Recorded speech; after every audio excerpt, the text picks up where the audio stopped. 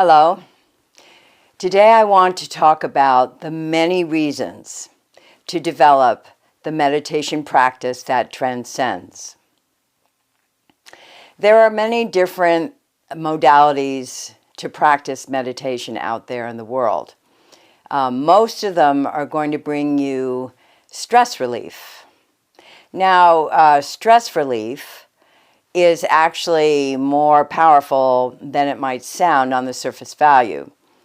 Because if you are living with repeated stressful feelings and the stress in your physiology, this will eventually affect the expression of your gene pool and bring disease.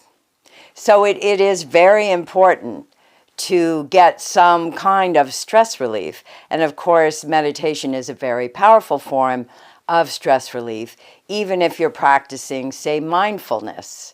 There are benefits to the practice of mindfulness. But most of the reasons that you want to develop a meditation practice that transcends are far more important and interesting than just bringing stress relief. First of all, I want to talk about what that means, a meditation practice that transcends. We're all familiar with the created world we live in, this universe, our solar system, our planet Earth.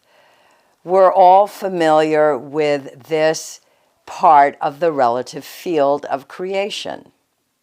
And we experience our planet Earth and all what happens here. We experience this with three different states of consciousness: waking, dreaming, and sleeping. So we're all familiar with these states of consciousness: waking, dreaming, and sleeping. But when you develop a meditation practice that transcends, you are transcending the relative field of creation. You are transcending your mind. You are going beyond your mind. And then the experience is no longer of the relative field. The consciousness is no longer waking, dreaming, or sleeping. When the relative field is transcended, the experience is pure consciousness. That is the transcendent. It is your self, or Atma, in the Sanskrit tradition of the ancient Vedic masters. That transcendent is a field of the absolute that never changes. It is unbounded, unmanifest, and eternal. It is attribute-less, but in order to help you understand, we have to give it attributes. Attributes like the field of silence, the field of bliss consciousness, the ocean of bliss consciousness.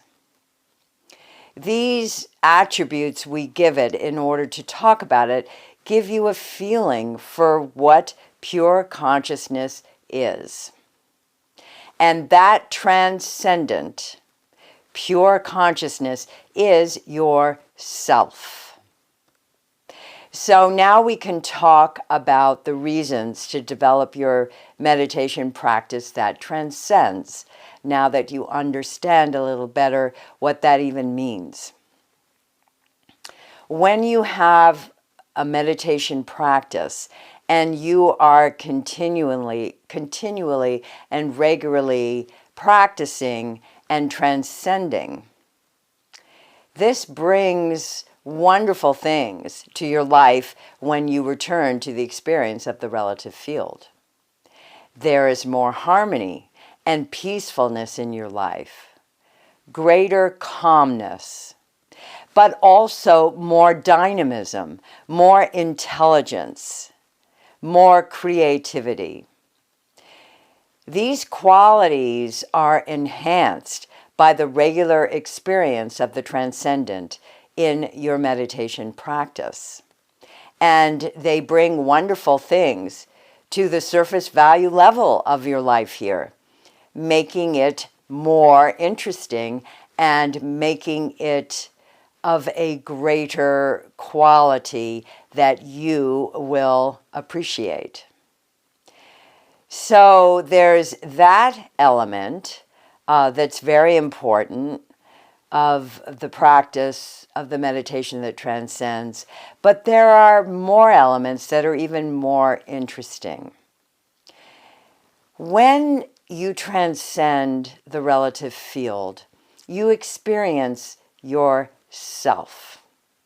Now, how we define ourself in the relative field is really very limited. We define it by what our name is, who our family is, where we work or where we go to school, who our friends are.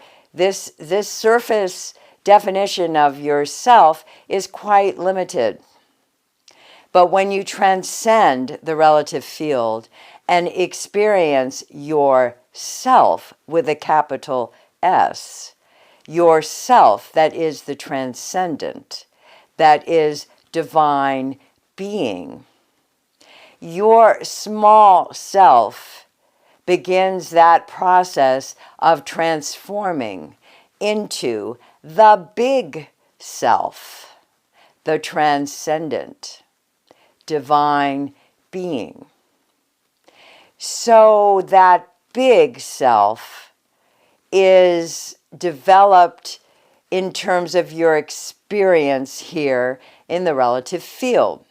You transcend in your meditation practice, you experience the self that is divine being, then you return to the experience of the relative field, to the waking, dreaming, or sleeping, and you bring that benefit from the experience of the big self in your meditation practice.